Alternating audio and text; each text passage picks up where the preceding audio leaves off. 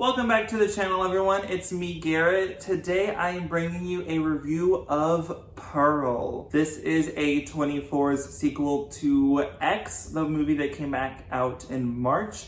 This is maybe the first time I've ever seen a film studio put this in theaters so fast. A sequel to one of their movies has been, what, 6 months? Not even. X came out after my birthday. So very surprising this is already out. I know Netflix had their Fear Street trilogy that they released week to week, but that was like, you know, Netflix movies. They put a bunch of these movies in. We know 3 of them are getting filmed. This was a complete surprise. Filmed in secret at the same time as X, Pearl tells the story of the titular character and how she became to be the woman we see in X. Vague, I know. Most of this video will be spoiler free. I will definitely let you know when I get to spoilers. I have a few very minor things to say spoiler wise, but I will keep them in a spoiler section so as not to ruin your experience of this movie. So I had a lot of fun in this movie. I don't think it's as fun as X in the sense it's not as comedically driven,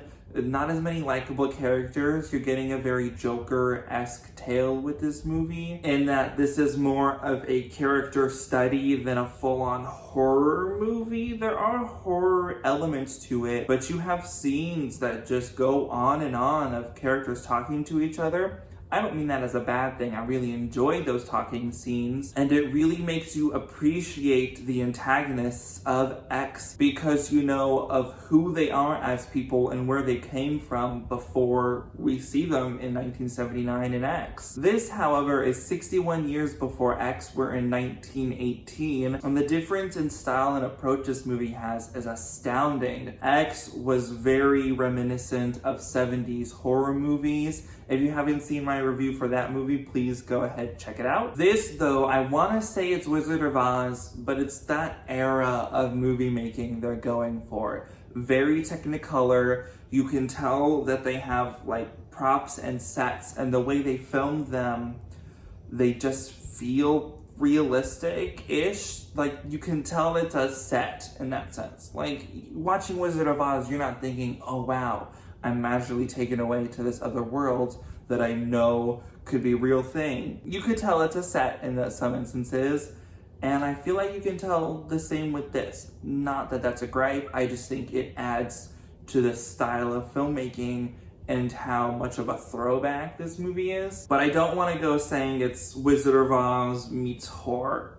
Pearl is its own thing, and I love it for that. The amount of time you spend with Mia Goth in this movie is astounding. She is incredible in this movie. We've recently had a really bad problem of having movies where there's just incredible acting, especially A24 movies, and the women in them, or men in the case of The Lighthouse, just go completely recognized in award season, not even like nominations. And what Mia Goth does in this movie, the monologue that she gives at the end of this film, the stare that she gets to have in the end of this movie, Oscar-worthy, award-worthy, anything you can think of award-worthy, Mia Goth deserves. On the subject of cinematography, this movie is gorgeous. I love how vibrant and colorful it is compared to how undersaturated and dark X was. It's 2 very different styles of filmmaking, but the tone and characters and themes of the movies make them so cohesive. Easy double feature right here. You could watch Pearl, know how this character is and where she's coming from, and then you watch X, kind of know that Pearl is a cautionary tale about Pearl, and that Maxine in X has like, if you go down this road, this is what you'll end up as. You have seen your possible future.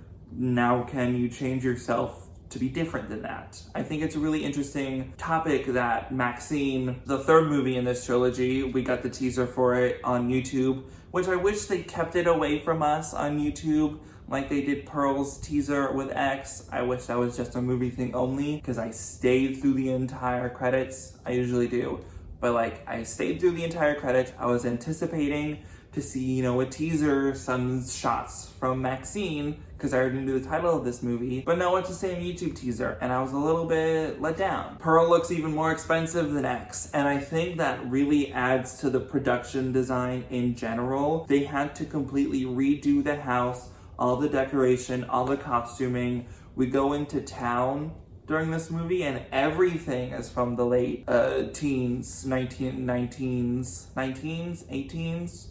I don't know what to say from that decade. You can tell it's all from 1918 is what I'm trying to say. I don't tend to watch a lot of older movies. I know that's a gripe people have. I know people like, Garrett, how can you be so into movies and say you're a critic if you haven't seen all these other movies? I'll get to them at some point. There's already so much coming out now, so much I have an interest in that I haven't watched yet. I'll get to it. I'm only 23, people. But in that sense of me not having watched older film, 1918 is a very unfamiliar time period for me to be comfortable with. So the way this movie just made everything so realistic, and I really enjoy the setting and time period I was in.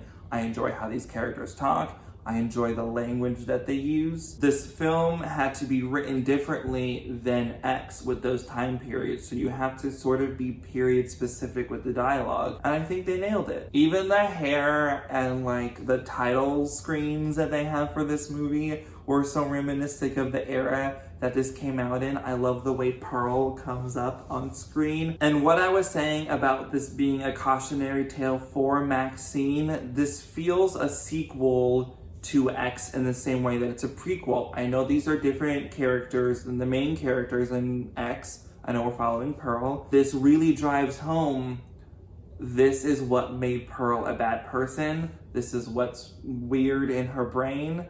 And Maxine, you better watch out. The movie's so thematically rich. It goes on those existential, wanting to live the life you want to live themes that X did, but they're really ham-fisted into this movie. I would say this movie is more of a drama with a sprinkling of horror and thriller stuff inside. The amount of conversations and dialogue in here are really well used to that effect. And I didn't mind that it wasn't so much of a horror movie. There were horrific things happening, but it's not as slashery or jump scary or like tension filled with X. There's a different style of tension in this movie. I think it's more that you know how volatile this character is, and you know that we're following her as the main character. So at some point, something is going to fuck up her or like click in her brain and she's gonna go full batshit crazy evil. I'm excited to see where that goes. I don't condone the violence that she does, but I think it makes it an enjoyable ride nonetheless. So one sort of spoilery thing, I don't really consider it spoilerish.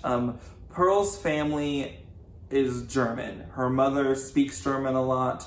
Pearl is able to understand it, usually just responds back in English. I don't think she says very many German things at all. But the way they framed that, with it being 1918, World War I is going on, Germans are not well loved in the world because they're on the wrong side of World War I. This movie feels so anti-American. You know, her mom is all about not wanting to live in frivolity, and how wanting to have the life you want to live is a selfish thing to have when you have responsibilities you have to take care of. Pearl's father, for example. It just gives a different feel to how Maxine and her friends are living in 1979 to the world Pearl lives in 1918. Okay, so I'm gonna get to my spoiler thoughts now of Pearl. Please skip to this time if you don't want to be spoiled on this movie. I really think they could make a quadrilogy. A quadrilogy? I just said it the same amount of times and it made less sense the more times I said it. They can make a fourth movie with this. That's Howard's perspective. Because the way this movie ends with Howard coming home, Pearl's mom and dad are dead, decaying at the dinner table where there's a bunch of moldy food, and him seeing Pearl clean, well put together, you know, has dinner in hands, you know, very all-American wife. I don't get how he gets from this specific point, just came back from World War I, to where he is in X and he's killing people. Unless he's viewing it purely as like he knows people were messing with Pearl, but I don't think that's true because he put Jenna Ortega in the basement and he would have had to know there's a sex slave underneath. I would love a movie that's Howard's perspective.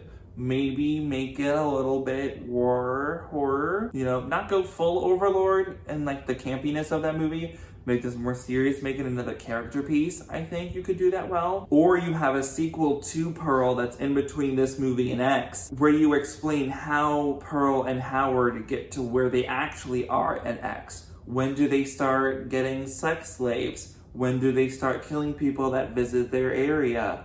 When does Howard realize, oh, I can't have sex with you anymore, my heart will give out?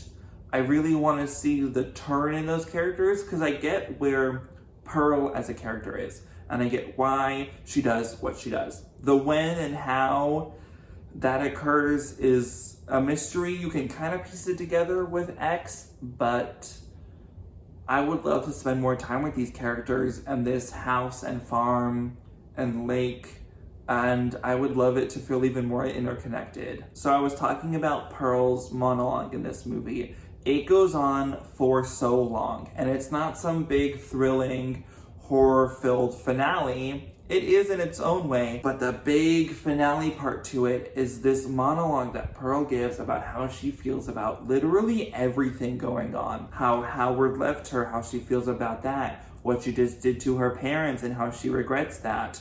The projectionist, not so much killing him, but more of the regret in sleeping with him because that taints her relationship with Howard. And then during the monologue, in moment, she makes a choice, you know what? I'm going to make the most of what I have right now. I'm going to become the best wife I can possibly be, make this home as comfortable, and I'm going to do what Howard wants because what I wanted, I just failed at. She didn't make the cut for the traveling church show dancing crew, which by the way, that dance that she does, incredible. And I love how they make it like it's one of the movies that she watched because that's what she's thinking in her brain. That's why she puts her arms up when she's doing the line dancing legs thing. And if they didn't include that part of including all like the war women dancing and everything, it wouldn't have made her dance and what was going in her brain make as much sense.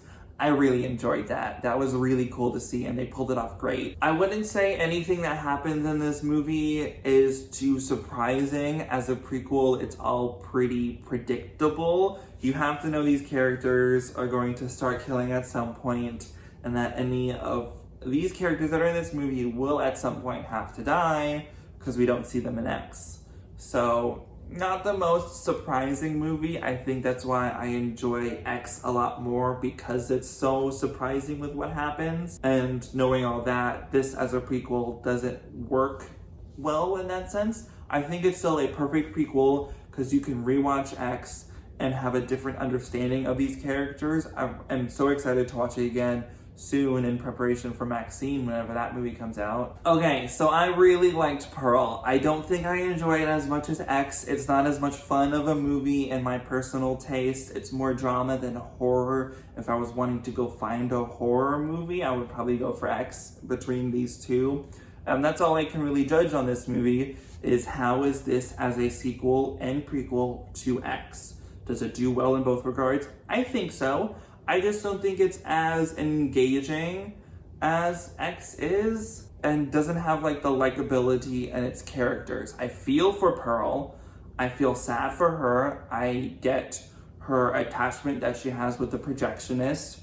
We don't get to know his name because she selfishly never asks for it. So all in all, I really loved Pearl. I think I'm gonna give it a 9 out of 10. I would love to give it a perfect score just because it is enjoyable too. Like, it's a really good movie. It's really well made. Me as a film person and like cinematography based, this movie visually is great. Ty West deserves all the awards for directing these two movies in tandem. His editing style with this movie is great. These are so different movies, and I can't harp on this enough, how different they feel but how they work together, and that's fantastic. I would highly recommend you go see Pearl.